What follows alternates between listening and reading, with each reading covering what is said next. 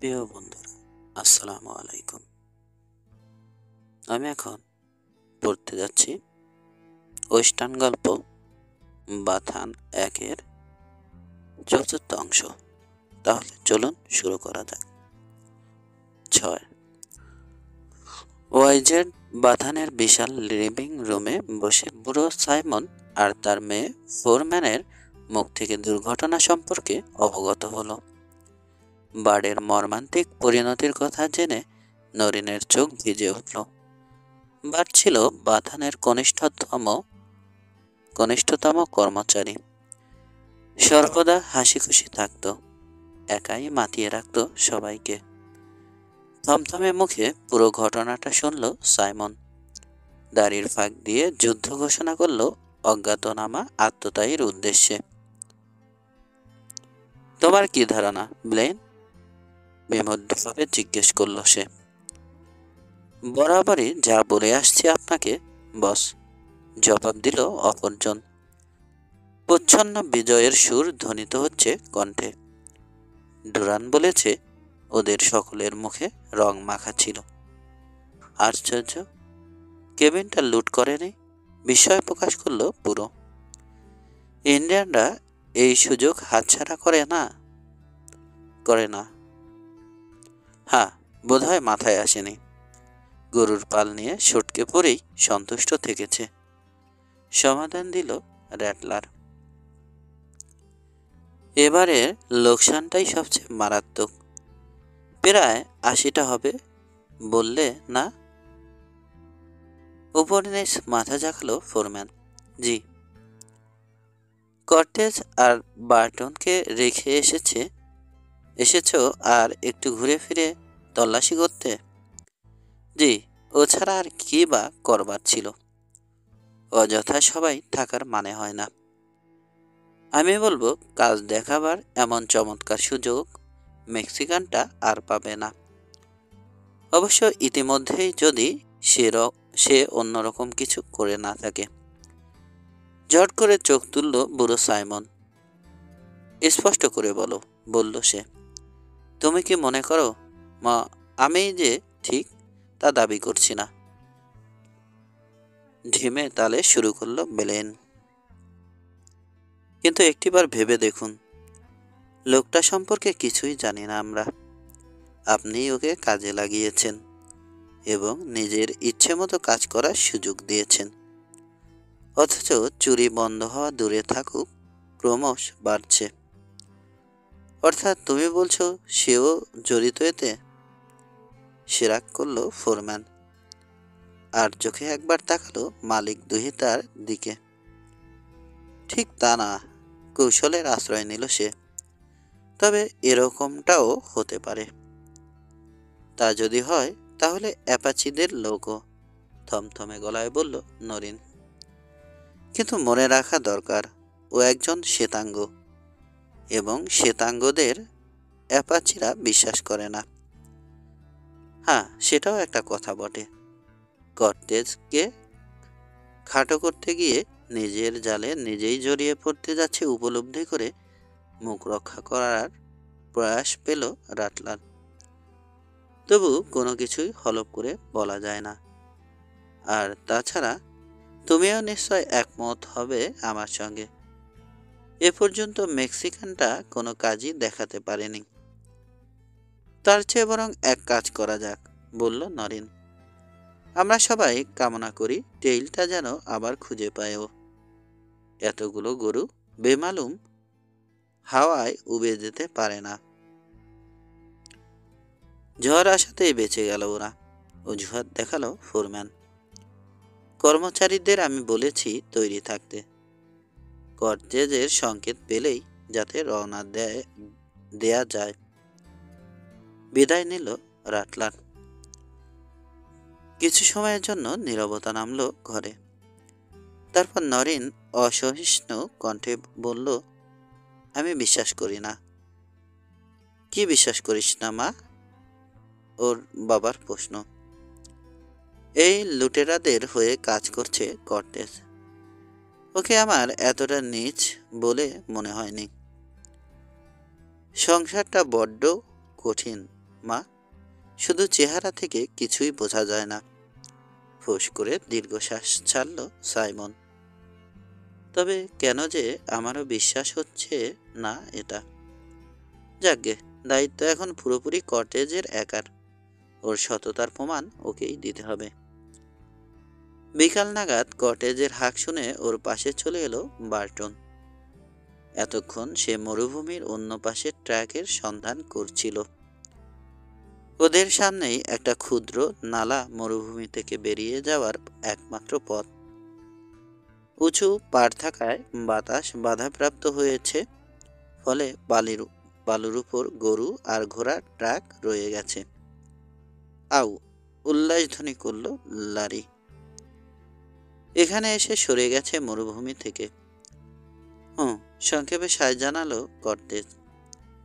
টেইলটা আরও কাছ থেকে জরিপ করার উদ্দেশ্যে ঘোড়া হাঁটিয়ে নালায় নেমে গেল সে। কি বুঝছো? বন্ধুর দেখান জিনিসটা লক্ষ্য করল ল্যারি। শীষ বাজালো সুর করে। মাটিতে নেমেছিল একজন, পায়ে বুট ছিল, আমাদের মতো বুট। ট্র্যাক থেকে বোঝা যায় কাউবয়েরা যে ধরনের বুট কাজের সময় পরে থাকে, এটাও ছিল তেমনি চোখা জাতের। এ জিনিস ওরা শখ করে ব্যবহার করে না। ওদের যা কাজ তা সুচারুভাবে সম্পূর্ণ করতেই বুট পরা অপরিহার্য। খালি পায়ে ছোটাছুটি করে গরু বা ঘোড়ার গলায় দড়ি পরানোর কথা পশ্চিমে কেউ কল্পনাও করতে পারে না।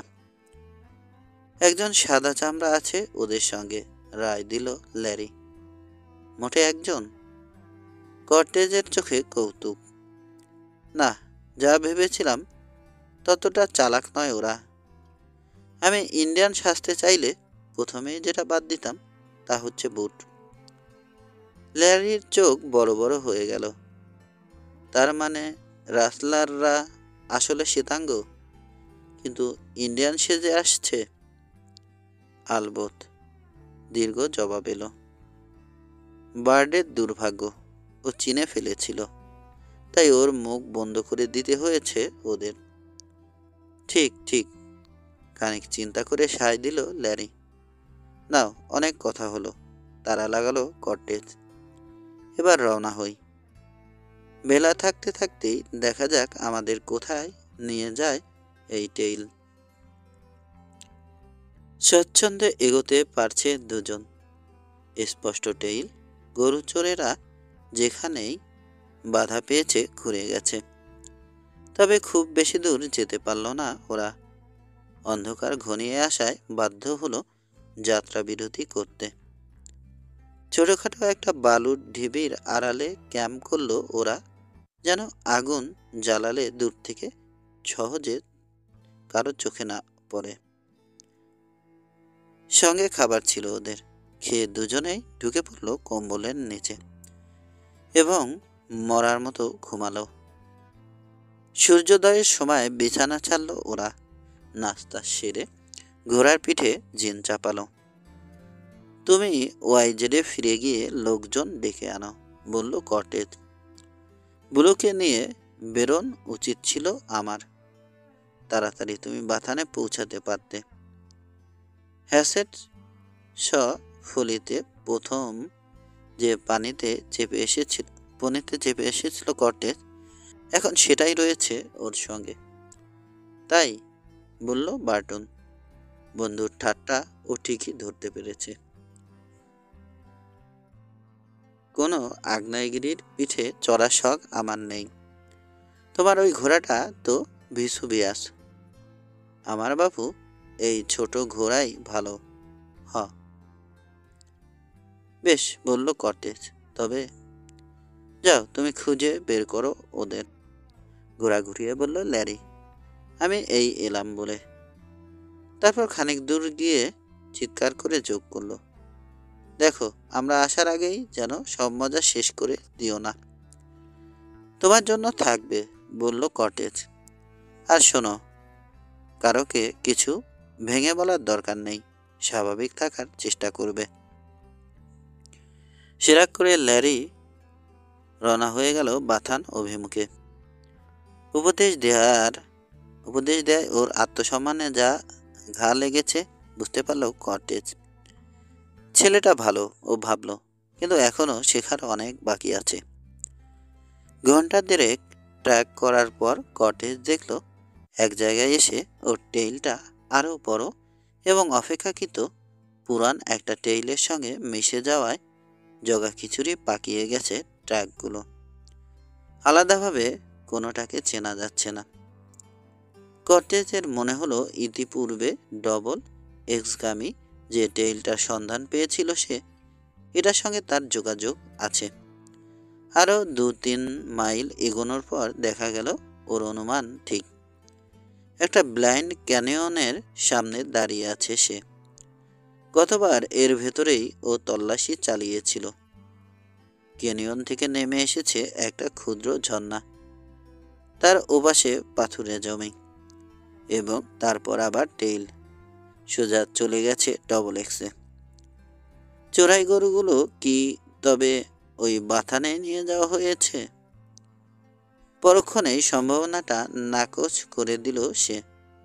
ওর মন খুঁতখুত করছে। ক্যানিয়নটা বোধ হয় আর একবার ঘুরে ফিরে দেখা উচিত, ও ভাবল। ঝর্ণায় নামলো কর্টেজ। মাঝখান দিয়ে ধীর গতিতে এগোলো উজানে। ট্র্যাকের খোঁজে দু তীরে নজর বোলাচ্ছে। হঠাৎ থমকে দাঁড়ালো সে। এক জায়গায় পাড় থেকে ছোট্ট একটা টেইল ক্যানিয়নের দেয়াল বরাবর চলে গেছে। দেয়ালের গায়ে ফাটল, বালুর উপর ফুটে আছে ঘোড়ার পায়ের ছাপ। হোলস্টারের পিস্তল দুটো ঢিলে করে দিয়ে ওদিকে এগোলো পাঞ্চার। প্রথম দর্শনে যা ভেবেছিল ফাটলটা তার চেয়ে বড়। ঝোপঝাড়ে প্রায় ঢাকা হলেও অনায়াসে যাতায়াত করা যায় ভেতরে। সাবধানে এগোচ্ছে ও, মাথা নুয়ে রেখেছে যেন গাছের ডালে ধাক্কা না খায়। যত উপরে উঠছে ও ততই ঘন হচ্ছে গাছপালা। আচমকা একটা শক্ত দড়ির ফাঁস নেমে এলো ওর ঘাড়ের উপর। হ্যাঁচকা টানে স্যাডল জুতো করলো ওকে। এরকম অতর্কিত হামলায় ঘাবড়ে গেল ওর ঘোড়াটা। চিচি করে সোজা হলো পেছনের দুই পায়ে। ভারসাম্য হারিয়ে টেইল থেকে পড়ে গেল নিচের ঝোপে। ওদিকে কর্টেজ চিত হয়ে মাটিতে পড়ে যাওয়া মাত্র দুজন লোক লাফিয়ে পড়ল ওর উপর। সঙ্গে সঙ্গে বুঝতে পারল ওর হাত বাঁধা থাকলেও প্রতিপক্ষকে ঘায়েল করা সহজ হবে না। ডান পা ভাঁজ করে বুকের কাছে তুলে চকিতে লাথি ঝাড়ল কর্টেজ। একজনের তলপেটে আঘাত হানল ওর বুটের হিল। পিছিয়ে গেল লোকটা। অক করে গোঙানের শব্দ বেরোলো গলা থেকে। ঝোপের মধ্যে গিয়ে পড়ল। অপরজন সরে গেল এক পাশে। তারপর বন্দির উপর ঝাঁপিয়ে পড়ল।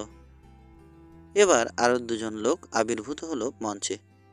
ওদের সাহায্যে কর্টেজকে উপর করল সে। কবজি দুটো বাঁকিয়ে পিছমোড়া করে বাঁধল।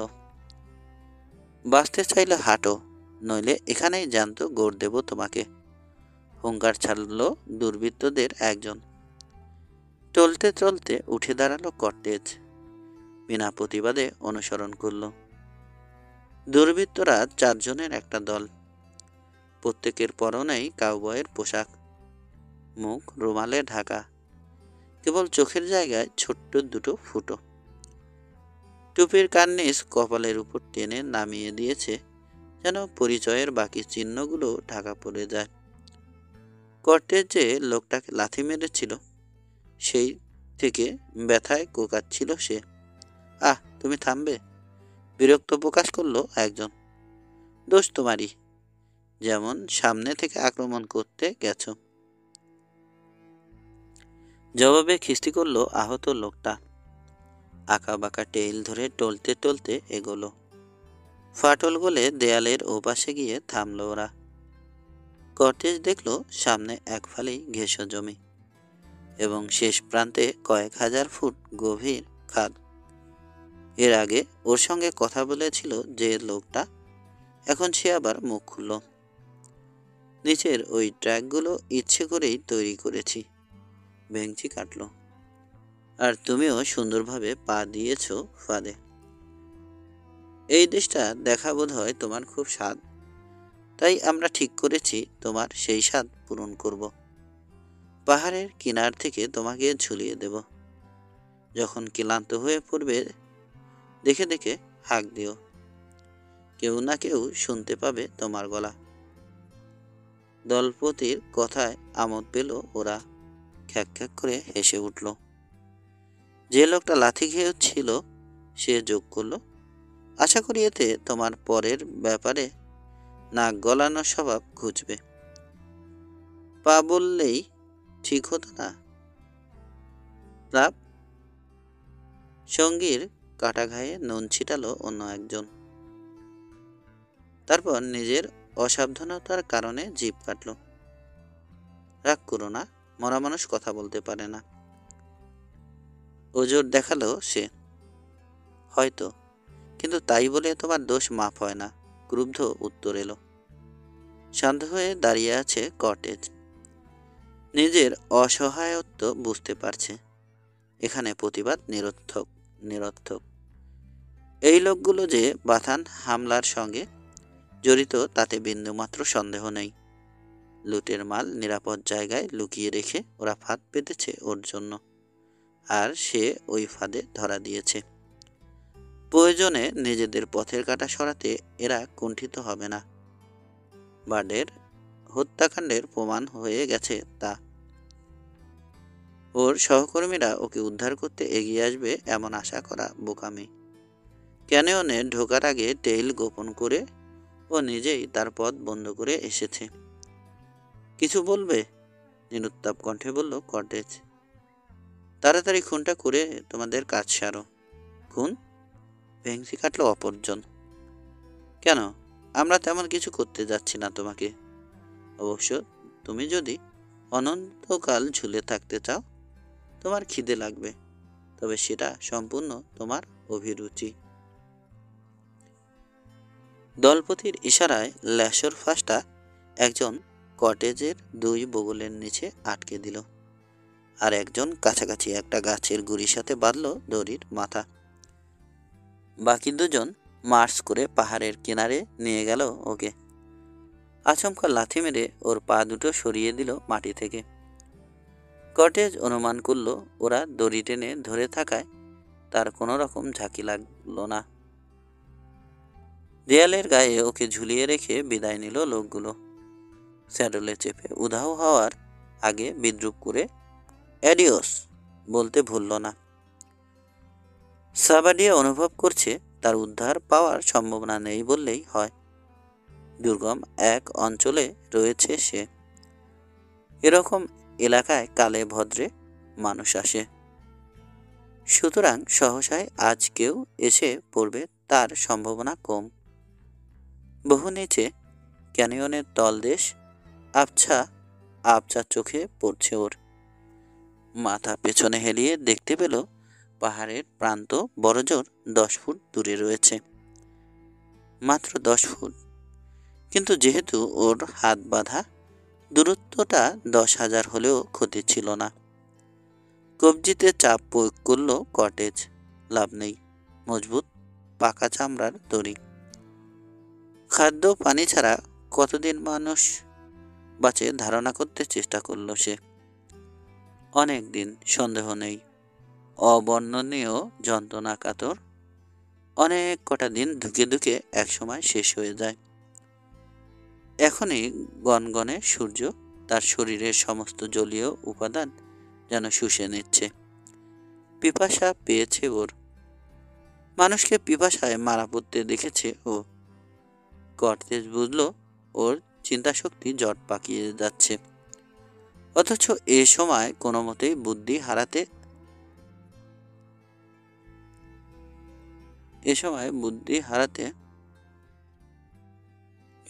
কোনো মতেই বুদ্ধি হারালে চলবে না। তাই এবার সে ঘাড় ফিরিয়ে আশেপাশে তাকালো। অন্য সময়ে এই ভয়াল প্রকৃতির সৌন্দর্য মুগ্ধ করত ওকে। বিগ চিপ রেঞ্জ বহু শাখা প্রশাখায় প্রসারিত হয়েছে ওয়াইজের বাথানের দিকে।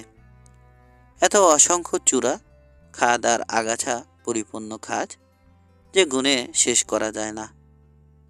পাহাড়ের পর সীমাহীন উপত্যকা, ঝিরঝিরে হাওয়ায় কাঁপন জেগেছে ঘাসের ডগায়।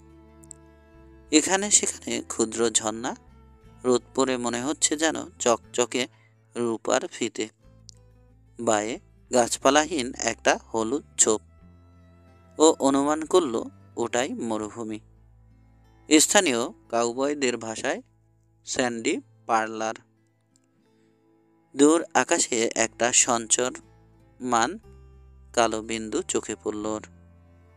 শুরুতে ঈর্ষা জাগলো মনে, পাখিটা স্বাধীন, যেখানে খুশি যেতে পারে। তারপর দ্বিতীয় একটা বিন্দু যোগ হলো প্রথমটার সঙ্গে, এবং তারপর আরও একটা। অপলকে ওদের পানে তাকিয়ে রইল সে। ক্রমে নিকটবর্তী হচ্ছে ওরা, মনে হয় সরাসরি ক্যানিয়ন অভিমুখেই আসছে।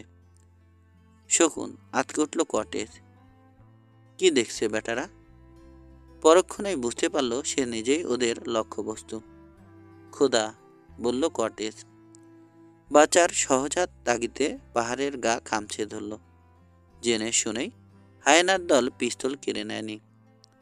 ওগুলোর ভার কাজটা আরো কঠিন করে তুলবে আমার জন্য। সহজা টান টান হয়ে গেল ওর সমস্ত শরীর। পাহাড়ের গা অমসৃণ, মোটামুটি ধারালো একটা কোণের উপর গিয়ে পড়েছে হাত। ঘষে বাঁধন কাটতে পারবে। দুরু দুরু বুকে কাজ শুরু করলো কটেজ। হাত ক্ষতবিক্ষত হয়ে যাচ্ছে। ভয়ঙ্কর শ্রম সাধ্য কাজ, শক্তি খাটাতে পারছে না, অথচ এটাই ওর একমাত্র সুযোগ। শকুনের সংখ্যা ইতিমধ্যে বেড়েছে। এখন কালো কালো ডানা মেলে ধীর গতিতে, অথচ এক নাগারে এগিয়ে আসছে 6টা। এখনো ওরা বাগে পায়নি আমাকে। দাঁতে দাঁত ঘষল কটেজ। কিন্তু শুধু চিৎকার করে কতক্ষণ আর ঠেকিয়ে রাখতে পারবে? নিবিষ্ট মনে ফের ও নিজের কাজে ব্যস্ত হয়ে পড়ল। সারা গায়ে অসহ্য ব্যথা ছড়িয়ে পড়ছে। এত অবসন্ন লাগছে, এক একবার মনে হয় এখনই বুঝি অজ্ঞান হয়ে যাবে। এদিকে পাখিগুলো আরো কাছে এসে পড়েছে। মাথার উপর ক্রুব্ধ চিৎকার আর ডানা ঝাপটানোর আওয়াজ শুনতে পাচ্ছে। আর অল্পক্ষণের মধ্যেই নেমে এসে ওরা হামলা করবে, ও নিশ্চিত। ওদের সেই বিশাল বাঁকান নিষ্ঠুর ঠোঁট আর নিজের অরক্ষিত চোখ জোড়ার কথা মনে হতেই কটেজের অন্তরাত্মা কেঁপে উঠল। অলস চক্রে নেমে আসছে মরুভূমির হিংস্র সব ভুকেরা। হঠাৎ একটু বেশি মাত্রায় সাহস দেখালো একটা। গোত্তা মেরে নেমে এলো শিকার লক্ষ্য করে। ওকে আসতে দেখে তার স্বরে চেঁচিয়ে উঠল কর্তেজ। আচমকা মহাশূন্যে বিজাতীয় শব্দ শুনে ভয় পেয়ে পালিয়ে গেল হানাদার পাখিটা, এবং তখনকার মতো ছত্রভঙ্গ হয়ে পড়ল অন্যরা। কিন্তু আবার আসবে ওরা, সে জানে।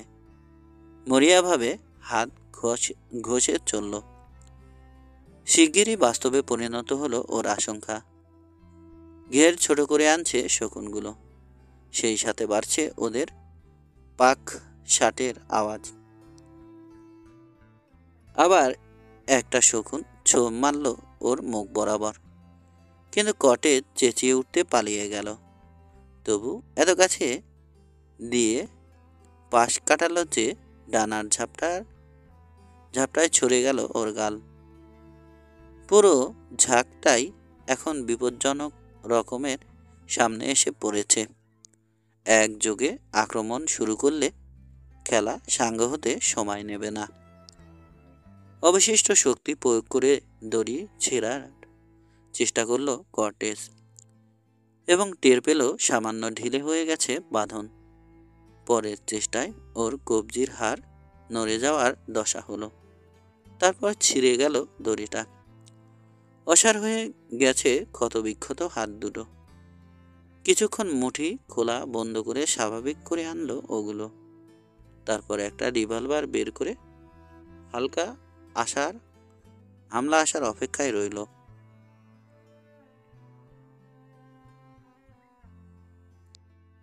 মোক্ষম সময়েই স্বাধীনতা অর্জন করেছিল সে, কারণ শকুনগুলো ওর অসহায়ত্বের কথা টের পেয়ে এবার জোট বেঁধে আক্রমণ করেছে।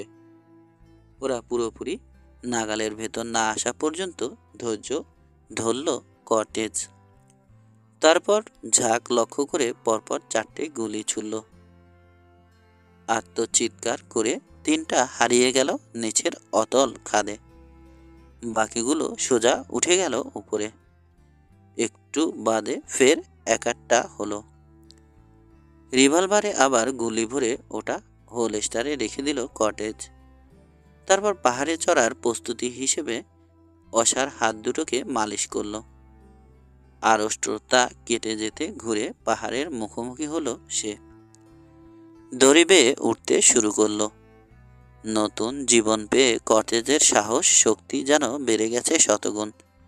তবু নেহাত সহজ সাধ্য হলো না কাজটা। ভাগ্যিস দড়িটা নতুন, হাঁপাতে হাঁপাতে বলল সে। ক্যানিয়নের দেয়ালে পা ঠেকিয়ে উঠে আসছে ধীরে ধীরে। পুরান হলে আর দেখতে হতো না। একটু একটু করে উপরে উঠছে ও। পাহাড়ের গা মোটামুটি এবড়ো খেবড়ো, ফলে মাঝে মধ্যে থেমে জিরিয়ে নিতে পারছে। তবু শেষ পর্যন্ত নিজের ক্লান্ত শরীরটাকে যখন টেনে হিঁচড়ে পাড়ে তুলল, সে আর এক ফোঁটা দম রইল না ওর। হাত পা ছড়িয়ে ঘাসের উপর শুয়ে পড়ল কর্টেজ। শ্বাস নিচ্ছে হা করে, জিভ বেরিয়ে এসেছে। প্রায় মিনিট 10 কিংবা তার সামান্য কিছু বেশি হবে ওভাবেই নিঃসারে পড়ে রইল। তারপর উঠে দাঁড়ালো আস্তে আস্তে।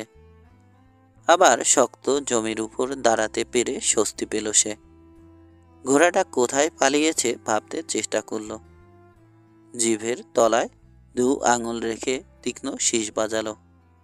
কোনো ফল না পেয়ে দড়িটা গুটিয়ে ফেলল কটেজ। শুরু করলো নামতে। যেখানে সে বন্দী হয়েছিল সেখানে পৌঁছে আরেকবার শীষ বাজিয়ে অপেক্ষা করতে লাগলো। কয়েকটা নিস্তব্ধ মুহূর্ত। তারপর দুরদার শব্দ শোনা গেল ঝোপের ভেতর, এবং ওর পনিটা বেরিয়ে মনিবের পাশে এসে দাঁড়ালো। পাজি কোথাকার! কপট রাগে ঘোড়াকে ভৎসনা করল কর্টেজ। তবু ভালো, তোর প্রশিক্ষণটা একেবারে মাঠে মারা যায়নি। ক্যান্টিন থেকে 1 ঢোক পানি খেয়ে প্রাণ ঠান্ডা করল সে। তারপর আক্রমণকারীদের টেইল করার আশায় স্যাডলে চেপে পাহাড় চূড়ায় ফিরে গেল। সফল হলো ওর প্রচেষ্টা। কয়েক মাইল টেইলটা অনুসরণ করলো ও। তারপর ওটা আরও চওড়া একটা ক্যাটল টেইলের মাঝে হারিয়ে গেল। ওই টেইলটা ডবল এক্সের দিকে গেছে বলে সন্দেহ করল সে, কিন্তু ঘোড়সওয়ারেরা বাথানে গেছে না অন্য কোথাও তা বুঝতে পারল না। আজকের মতো তল্লাশিতে ক্ষান্ত দেওয়ার সিদ্ধান্ত নিল কর্টেজ এবং ঘোড়া ঘুরিয়ে বাথানের উদ্দেশ্যে রওনা হলো। কোরালে ল্যারির দেখা পেল সে। ওর মুখেই জানল বাথান কর্মীরাও বেশি দূর অগ্রসর হতে পারেনি।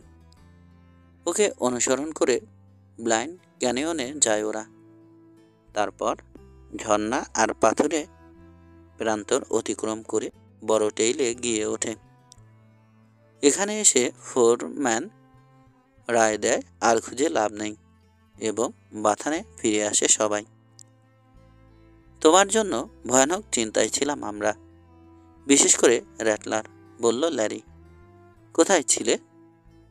এই কাছে পিঠেই, জবাব দিল কর্টেজ। স্ন্যাপ নামে কোনো লোককে চেনো? হ্যাঁ, ডবল এক্সে কাজ করে। আলাপ নেই, তুমি কি? তাই করি, হাসলো কর্টেজ। অবাক হওয়ার কিছু নেই, পৃথিবীতে সবই সম্ভব বলে একবার ভাবতে শিখলে কিছুই আর বিচলিত করতে পারবে না তোমাকে। আচ্ছা, বলল ল্যারি। ভালো কথা। আর একটু হলেই ভুলে বসেছিলাম।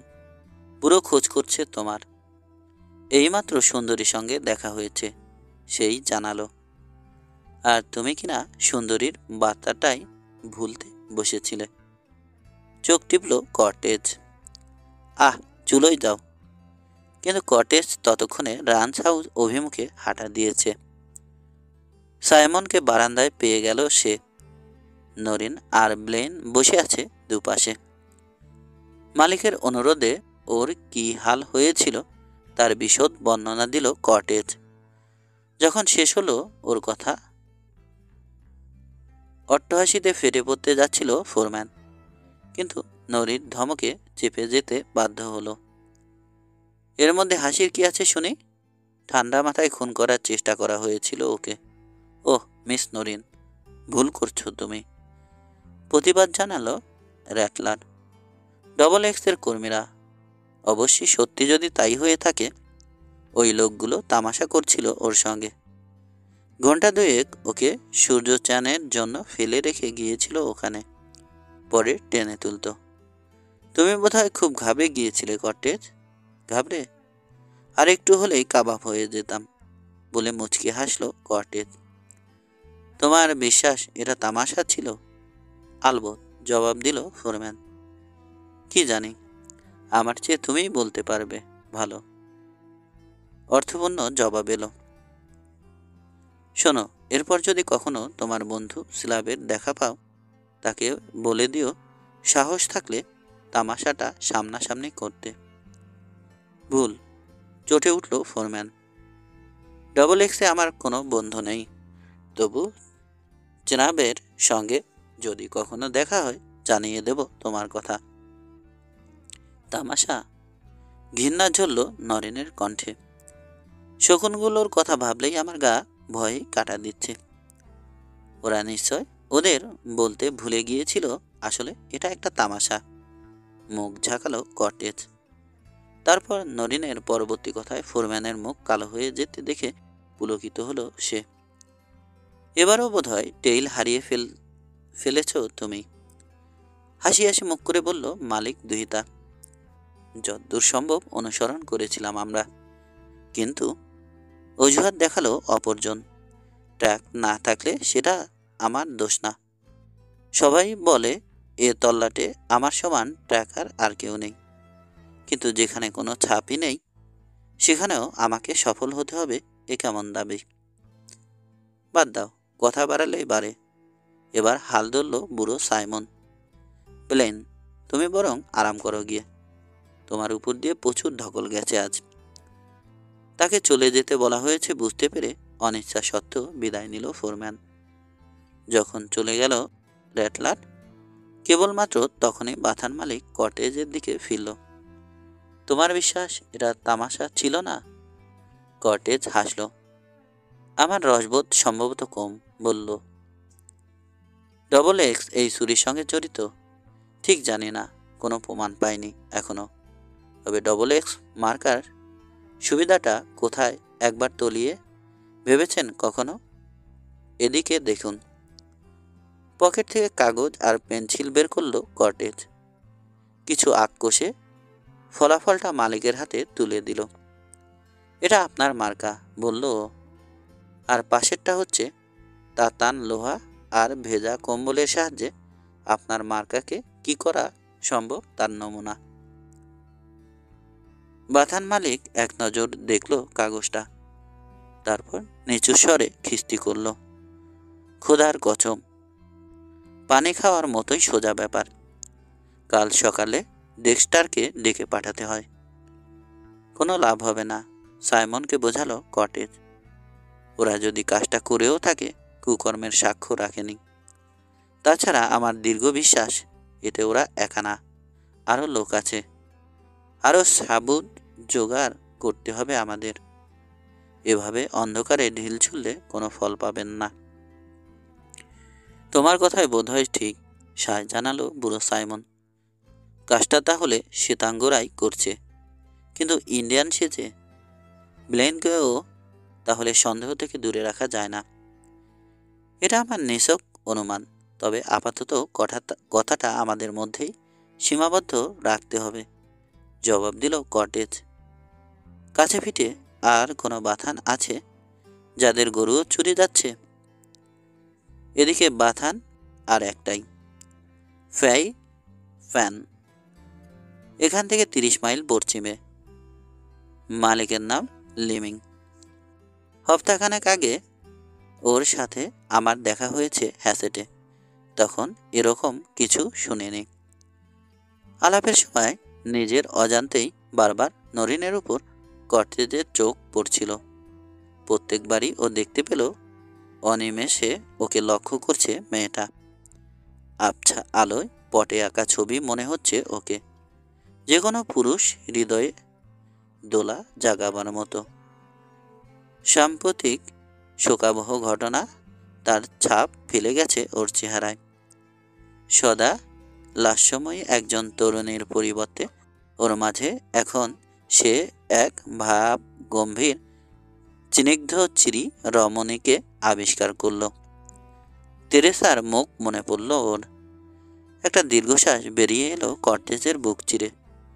এ মেয়েকে পেলে ল্যারি সুখী হবে, ভাবল সে। এবার তবে আমি আসি, চেয়ার ছেড়ে বলল কর্টেজ। নতুন কিছু ঘটলে জানাবো আপনাকে। বাবা, মিস্টার কর্টেজকে একজন সহকারীর ব্যবস্থা করে দিলে হয় না? শান্ত কণ্ঠে প্রস্তাব দিল নরিন। ভালো বলেছিস মা, মেয়ের সঙ্গে একমত হলো বাবা। তোমার সহকর্মীদের কারোকে বললে কেমন হয় কর্টেজ? মিস নরিনের প্রস্তাবটা চমৎকার, সন্দেহ নেই। আমারও ধারণা এমন সময় আসছে যখন সাহায্য দরকার হবে আমার। তবে আপাতত আমি একাই কাজ করতে চাই, জবাব দিল কর্টেজ। আমার বিশ্বাস, বলল বার্টন, এক কথায় রাজি হয়ে যাবে। আর তুমিও হয়তো ওর নামটাই ভাবছ, মিস নরি। কর্টেজের চোখে কৌতুকের ঝিলিক।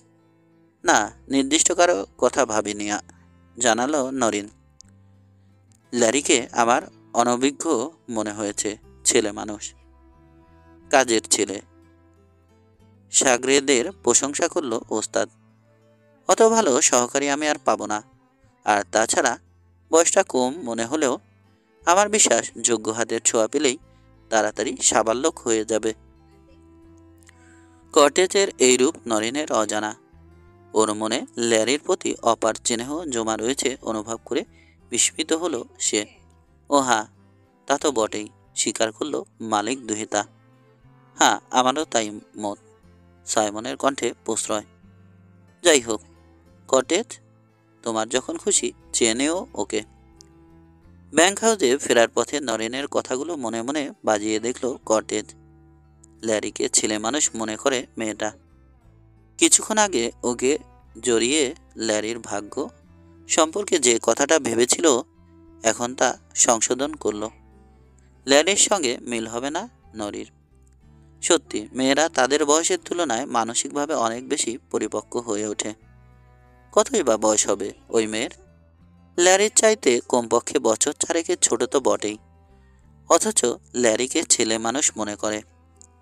ও ব্যাংক হাউসে ঢুকতেই বয়স্ক কাউবয়েরা বিদ্রুপের হুল ফোটালো। কর্টেজ বুঝে গেল ওর অপদস্থ হবার খবরটা ফোরম্যান ফাঁস করে দিয়েছে। ডুরানি আক্রমণ শানালো সকলের আগে। তোমার দেশ দেখার কথা আমরা শুনেছি কর্টেজ, একগাল হেসে বলল সে। এবং চোরদের আস্তানা খুঁজে পেয়েছ তুমি, সেটাও। আস্তানা শব্দটার উপর অনাবশ্যক জোর দিয়ে যোগ করল নিগার। আমার আঙিনায় এসো, মাকুসা ডাকে মাছিকে। বেসুরো গলায় গান ধরল আরেকজন। মাছিটির আর ওরা হলো না। ঘর ফাটান একটা হাসি অভিনন্দিত করল গায়েনকে। ডুরান ওর পিঠ চাপড়ে দিল। বেড়ে বলেছ বেন্ট? হৈ হৈ করে উঠল সে। মাকুসা হাহা। আর আঙিনাটা নিশ্চয় বালুর? হোম, দাঁত দেখালো বেল্ট। আর মাছি মেক্সিকান কাঁচপোকা। আবার হাসির তুফান ছুটল ঘরে। হাসির চোটে চোখে পানি এসে গিয়েছিল ডুরানের। পেট খামছে ধরে ও বলল, উফ, বেল্ট, থামাও। আমাকে তুমি মেরে ফেলবে? যাকে উদ্দেশ্য করে ওদের এত উপহাস, সে এতক্ষণ একপাশে দাঁড়িয়ে নজর বোলাচ্ছিল সকলের উপর। ওর চোখে পড়েছে ল্যারি যোগ দেয়নি রোগরে। আর অদ্ভুত দৃষ্টিতে ওকে লক্ষ্য করছে জনাব লোন্ট। খরবাকায় বন্দুকবাজকে উল্লসিত না দেখালেও তার চেহারায় কৌতূহলের ছাপ পরিষ্কার ফুটে আছে। এবার ধপ করে একটা চেয়ারে বসে পড়ে পাল্টা আক্রমণ শানালো কর্টেজ। এত ভীতু আউটফিট আর কোথাও আমি দেখিনি। ধার প্রকাশ পেল ওর কণ্ঠে। এটা যদি আমার দেশের কোনো বাথান হতো, এমন তামাশা কেউ করলে সাথে সাথে যুদ্ধ। এখন বুঝতে পারছি খামোকা তোমাদের বুদ্ধ বলে না লোকে। আচ্ছা মালি পেয়েছে ডবল এক্স। ওদের জন্য এটা অপ্রত্যাশিত হামলা। সবচেয়ে জোরে হাসছিল যে লোকটা, সেও থতমত খেয়ে গেল। আর তরুণদের মধ্যে প্রতিক্রিয়া হলো মারাত্মক। তরাক করে সিধে হলো জিঞ্জার। চোখে আগুন ছুটিয়ে বলল, কভি নেহি। কারো যদি সন্দেহ থাকে এখনই দু তিনজনকে